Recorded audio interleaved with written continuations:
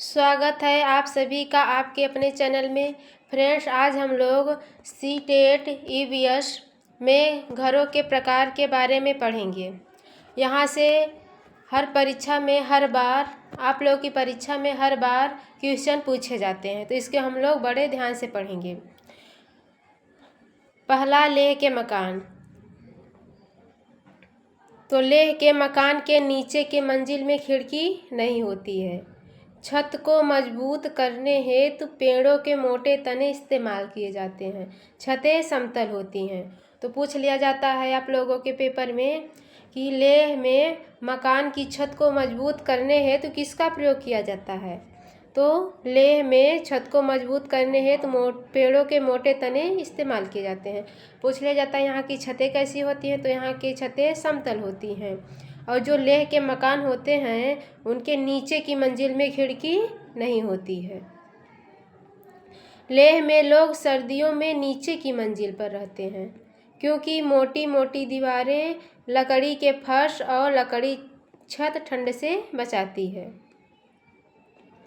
तो क्वेश्चन में ऐसे पूछा जा सकता है कि लेह में लोग सर्दियों में किस मंजिल पर रहते हैं, ऊपरी मंजिल पर रहते हैं कि निचली मंजिल पर रहते हैं।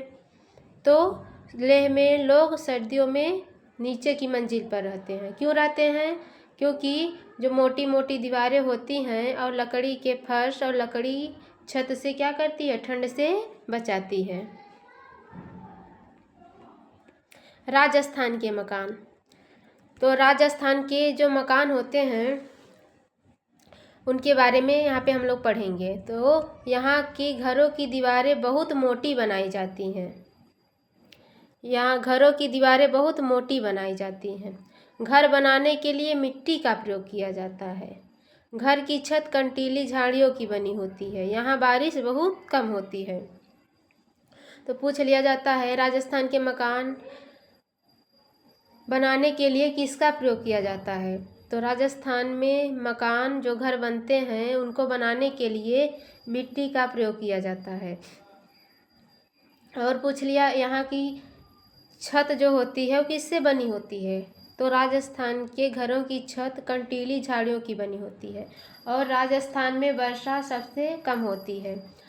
और राजस्थान में ही थार मरुस्थल पाया जाता है, जो कि भारत का सबसे बड़ा मरुस्थल है। अगर पूछा जाए भारत का सबसे बड़ा मरुस्थल, तो भारत का सबसे बड़ा मरुस्थल थार का मरुस्थल है। थार का मरुस्थल कहाँ है, किस स्थान में है, किस राज्य में है भारत के? तो थार का मरुस्थल राजस्थान में है। तो राजस्थान में बारिश बहुत कम होती है और खूब गर्मी पड़ती है।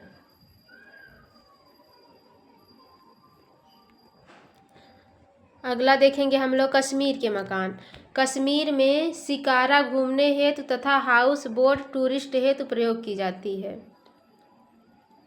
तो पूछा जाता है कश्मीर में घूमने हेतु किसका प्रयोग किया जाता है। तो कश्मीर में घूमने हेतु शिकारा का प्रयोग किया जाता है, जबकि हाउस बोट टूरिस्ट हेतु प्रयोग होती है। पूछ लिया जाता है कि हाउस बोट की लंबाई कितनी होती है। तो हाउस बोट की लंबाई 80 फुट व चौड़ाई 8 से 9 फुट होती है। हाउस बोट में खास डिजाइन बना होता है, जिसे खत्म बंद कहते हैं। एक क्वेश्चन आता है, हाउस बोट में खास डिजाइन बना होता है उसे क्या कहते हैं। तो हाउस बोट में खास डिजाइन बना होता है उसे खत्म बंद कहते हैं। असम के मकान। यहाँ बहुत वर्षा होती है। यहाँ लगभग 10 से 12 फीट ऊंचाई पर घर बनाए जाते हैं। तो पूछ लिया जाता है कि असम में कितने फुट की ऊंचाई पर घर बनाए जाते हैं। तो असम में लगभग 10 से 12 फीट की ऊंचाई पर घर बनाए जाते हैं। तो घर किससे बनाए जाते हैं? यहाँ बांस के खंभों पर घर बनाए जाते हैं। घर अंदर से भी लकड़ी का होता है। जो बांस होता है वो घास में आता है, लेकिन जो बांस होता है वो बहुत मजबूत होता है। तो पूछ लिया जाता है कि बांस क्या है, घास है, वृक्ष है, झाड़ी है, शाख है। तो बांस घास में आता है, घास है बांस। अगला है मनाली के मकान। तो मनाली पहाड़ी इलाका है, पूछ लिया जाता है मनाली कैसा इलाका है, तो मनाली पहाड़ी इलाका है। यहाँ वर्षा अधिक होती है। यहाँ घर पत्थर तथा लकड़ी से बनाए जाते हैं। पूछ लिया जाता है क्वेश्चन में आप लोग के पेपर में कि मनाली में घर किसके बनाए जाते हैं, तो मनाली में घर पत्थर तथा लकड़ी से बनाए जाते हैं। दिल्ली के मकान।